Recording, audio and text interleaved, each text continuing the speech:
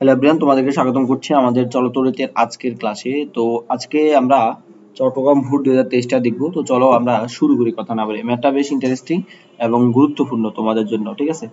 আচ্ছা, তো এখন এই ম্যাথে আমাদেরকে যা বলছে সেটা হচ্ছে ভাইয়া, উদ্দীপকের এখানে একটা উদ্দীপক দিছে, যে উদ্দীপকটা আমরা একটু পড়ি, যে 12.5 রোধের একটি তারকে টেনে দ্বিগুণ করে এর হিটারের কুণ্ডলী তৈরি করলে, মানে একটা তার, নরমাল একটা তার, এই তারটাকে তুমি ধরো এল আছে, তুমি এটাকে টেনে দ্বিগুণ করছো, 2L করছো, ওকে, করে তখন এতে 220 ভোল্ট সরবরাহ লাইনে যুক্ত করা হলো। মানে একটা ব্যাটারি আছে বা ভোল্টেজ আছে যেটা হচ্ছে 220 ভোল্ট, ওকে, ভালো কথা।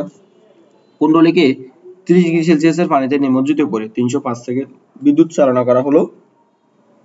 ধরে নিতে হবে সম্পূর্ণ তড়িৎ তাপ শক্তিতে রূপান্তর হয়েছে, ওকে, কোনো শক্তি অপচয় হয় না, এটা ওরাই বলে দিছে। দেন ছোট কথা আমাদেরকে বলছে উদ্দীপকের তারটির দৈর্ঘ্য এত, প্রস্থচ্ছেদের ক্ষেত্রফল এত হলে আপেক্ষিক রোধ কত। তো ঘ নাম্বার আমাদের আর বেশি জটিল কিছু করে নাই। কেন কেন জটিল করে নাই?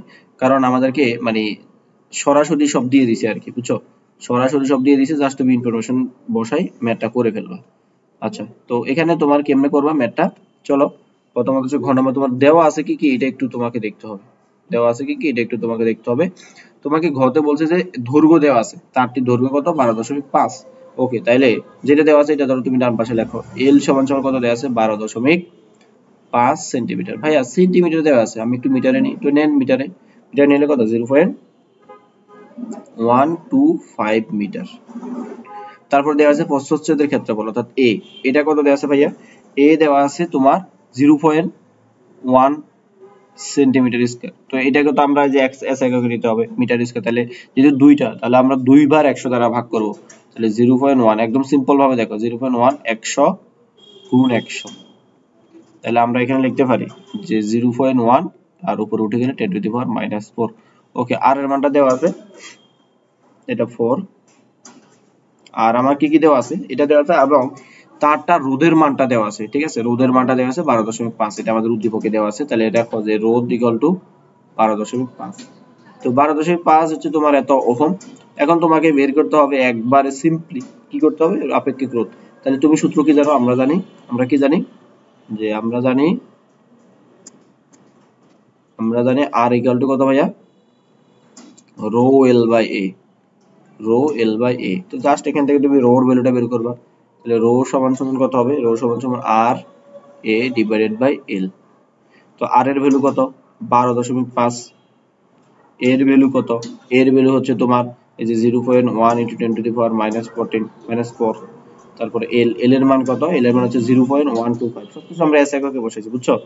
আচ্ছা, তো এটা যদি আমরা ক্যালকুলেশন করি কত আসে, যে 12.5 0.1 - 4 0.125, এটা আসে আমাদের 1 ইন্টু 10 টু দি পাওয়ার -3। আচ্ছা, এখন আপেক্ষিক রোধের একক কি মনে আছে? আপেক্ষিক রোধের একক হচ্ছে আমাদের ওহম মিটার। আপেক্ষিক রোধের একক হচ্ছে ওহম মিটার। শেষ। এই কোশ্চেনটা করলে দেখো তুমি 3 মার্ক একদম ইজিলি পেয়ে যাচ্ছ, বুঝছো? 3 মার্ক তোমার জন্য কোনো ব্যাপার না, এই যে জাস্ট এই কোশ্চেনটা করলে। চলো আমরা নেক্সট কোশ্চেনে যাই। নেক্সট কোশ্চেনটা আমাদেরকে কি বলছে, বলছে উদ্দীপকে পানি কি ফুটবে কিনা। আচ্ছা, জাস্ট আমাকে এখানে ইনফরমেশন দিছে ফানি ফুটবে কিনা। আসলে এই উদ্দীপকটা ফানি ফুটবে কিনা এইটা না বলে যদি এতটুকু বলতো যে কি ব্যবস্থা করলে ফানি ফুটবে বা কি পরিমাণ পানির জন্য ফানি ফুটবে, তাইলে কোশ্চেনটা একটু সুন্দর হতো আর কি। ফানি ফুটবে কিনা, এখন কতটুকু পানি দেওয়া আছে, যদি যতটুকু পানি কোনো পানির পরিমাণ দেওয়া থাকতো তাহলে কিন্তু আমরা সহজে বের করতে পারতাম, ঠিক আছে? তো যেহেতু এখানে পানির পরিমাণটা আমাদেরকে দেওয়া নাই, পানির পরিমাণটা যেহেতু এখানে দেওয়া নাই, তো আমরা কি করব, এই পানি আমরা এটাই বের করবো যে কতটুকু পানি সে ফুটতে পারবে। আচ্ছা, চলো আমরা একেবারে এ টু জেড একদম নরমাল ভাবে সুন্দর করে শুরু করি। তুমি ভাইয়ার শেষ পর্যন্ত দেখো, কোশ্চেনটা একেবারে ইজি। বলছে যে তুমি এটাকে টেনের দ্বিগুণ লম্বা করছো, তখন তোমার আর একটা পরিবর্তন হবে। টেনে তুমি দ্বিগুণ লম্বা করছো, ওকে। তাহলে তোমার শুরুতে এল, ঠিক আছে, একবারে আদি আদি যদি তুমি চিন্তা করো আদি ভাবে, যে আদি, আমরা কাজ করতেছে না কেন,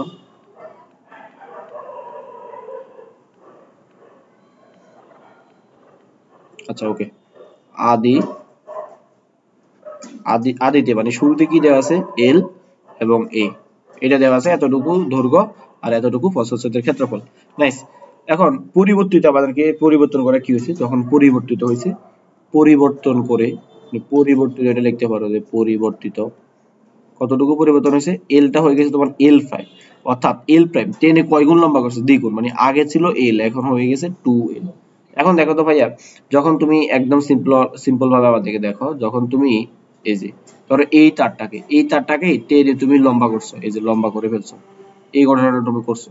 এখন এখানে এল, এখানে 2l, বলো তো এখানে যদি এ থাকে এখানে কি এ থাকবে? নিশ্চয়ই না, 100% না, কারণ এখানে যে 10 এ লম্বা করার কারণে তোমার প্রস্থচ্ছেদের এই যে প্রস্থচ্ছেদের ক্ষেত্রফলটা অবশ্যই ছোট হয়েছে, তাহলে ধরো এটা হচ্ছে এ প্রাইম। তা আমরা এখন একটু এ প্রাইমটা বের করব। আচ্ছা, তো এখানে আমরা একটা টেকনিক খাটাতে পারি, সেটা হচ্ছে দেখো তো, এই যে শুরুতে মানে আদি এখানে একটা আয়তন থাকে না, এর জন্য একটা আয়তন পাবা না তুমি, এর জন্য একটা আয়তন পাবা, হুম, এই যে এর জন্য একটা আয়তন পাবা এবং এর জন্য একটা আয়তন পাবা। ধরো এটা হচ্ছে তোমার এই ভি প্রাইম, এটা হচ্ছে ভি। বলো তো আয়তনের কি কোনো পরিবর্তন হচ্ছে? আয়তনের কিন্তু কোনো পরিবর্তন হচ্ছে না, জাস্ট এখানে তুমি দৈর্ঘ্য ছোট করতে লম্বা করতেছো, প্রস্থ ছোট হবে নরমাল ভাষায়। তাহলে আমরা লিখতে পারি যে আদি আয়তন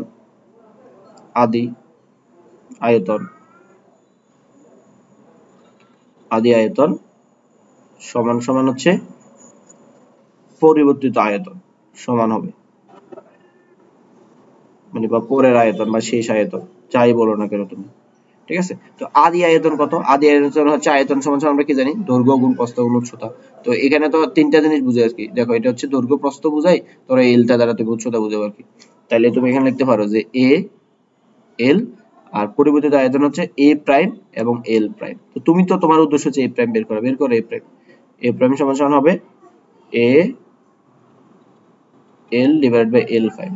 তো ভাইয়া এলটা লেখো, লিখলা এল, এল প্রাইমটা কত? এল প্রাইমটা হচ্ছে তোমার 2l, তাহলে এল এল এ কাটো অর্থাৎ a/2। তখন দেখো এটা হচ্ছে কত, অর্ধেক হয়ে গেছে। জাস্ট এটা করার পরে খুবই সিম্পল। এখন তোমার রোধটা বের করো, হ্যাঁ। এখন তো অবশ্যই তোমার রোধ চেঞ্জ হবে, তাহলে আগের রোধ নরমালি আগের রোধ ছিল প্রশ্নে যেহেতু দেওয়া আছে যে 12.5, তাহলে রোধের সূত্র আমরা কি জানি, rho L divided by A.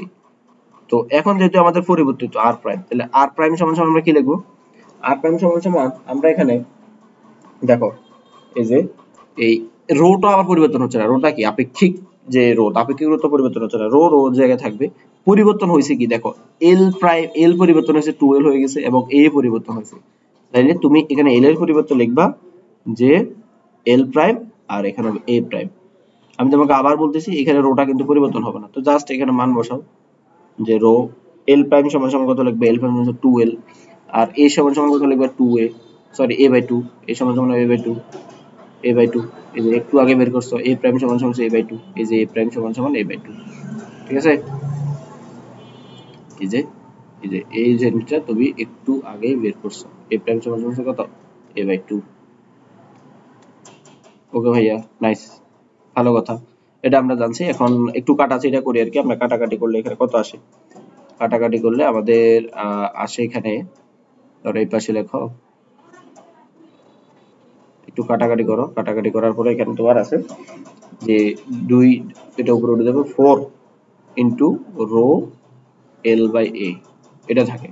তো এখন দেখো টুইস্টটা দেখো, কোথায় টুইস্টটা, 4 সমান সমান রো এল বাই এ, এই যে রো এল বাই এ, এটা দ্বারা আর বোঝায় না, তাহলে আর, দ্যাট মিন্স এই কথাটার মানে বোঝায় যখন তুমি তারটাকে টেনে দ্বিগুণ করবে তখন তোমার রোডটা 4 গুণ বেড়ে যাবে, সোজা বাংলা কথা, রোডটা 4 গুণ বেড়ে যাবে।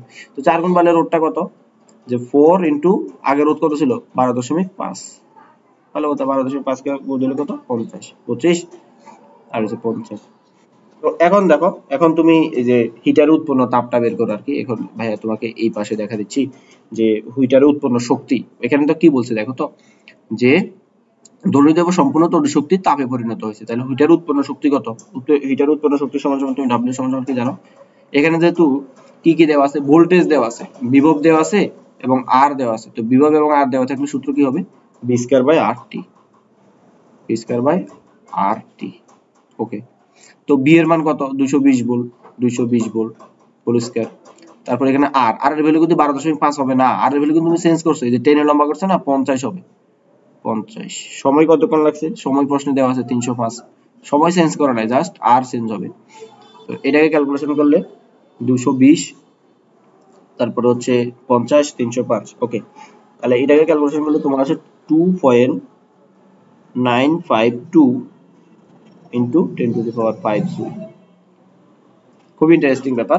তো দেখো এখানে আমি তোমাকে শুরুতে বলছিলাম যে কোশ্চেনটাতে আমরা মেইনলি ভাইয়া বের করব কি, কোশ্চেনটাতে আমরা মেইনলি বের করব তোমার এই যে পানি ফুটবে কিনা, এটা না, পানি ফুটবে কিনা, পানি কি পরিমাণ পানি ফুটবে, অর্থাৎ আমি এখানে পানির ভর বের করব, যে m সমান বের করব, আমার m সমান কত আসবে। ঠিক আছে, ওকে। তো আমরা এখানে আরেকটা সূত্র জানি না, দেখো তো কি সূত্র জানি আমরা, ওই যে গৃহীত তাপ, মানে আমাদের যে উৎপন্ন শক্তি, ওই শক্তিটা তো আমার কি মানে তাপ গ্রহণ করবে না। তাহলে আমরা এখানে লিখতে পারি যে এই ডাব্লিউ সমান সমান আবার M S del theta, M S del theta. তো ডাব্লিউ এর পরিমাণ বসাও, যে 2 পয়েন্ট, আচ্ছা আমরা ম্যাথের পরে বসাবো, ডাব্লিউ এম এস, আচ্ছা ডেল থিটা তাপমাত্রা পরিবর্তন বলছে, পানি ফুটবে না। তো এখানে তাপমাত্রাটা নরমালি কত বলো তো, তাপমাত্রাটা এখানে নরমালি হচ্ছে তোমার 30 ডিগ্রি। তো তবে তোমার যদি পানি ফুটতে হয় 30 ডিগ্রি থেকে কিসে যাইতে হবে, 100 ডিগ্রি, নরমাল ভাষায়, সরি 1000 না 100। তো তুমি তাহলে তাপমাত্রা পরিবর্তন কত হবে, অবশ্যই 70 হবে, পরিবর্তনটা চেঞ্জ হয় না, এখানে আর তোমার আর ক্যালভিনে নেওয়ার দরকার নেই। ওকে, তো এখানে তাহলে এই তাপমাত্রা পরিবর্তনটা লেখো, এখানে 100 ডিগ্রিতে তোমার নিতে হবে, ছিল 30। তো এখন জাস্ট মান বসাও, m এর মান m সমান সমান আসবে w ডিভাইডেড বাই তোমার কত, w ডিভাইডেড বাই এই যে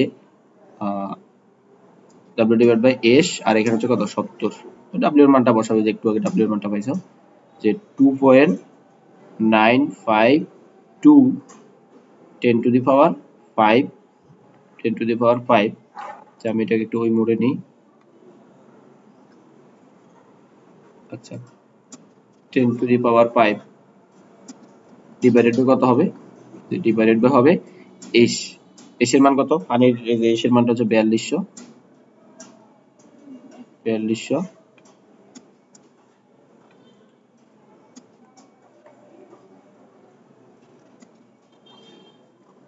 ওকে 4200, আর এখানে ইনটু কত 70। তো এটার মান জাস্ট ভ্যালুটা বসাও, যে ক্যালকুলেটর বসাও, 2.952 10 টু দি পাওয়ার 5, 4200 ইনটু কত 70, এটার মান আছে 1.004 কেজি।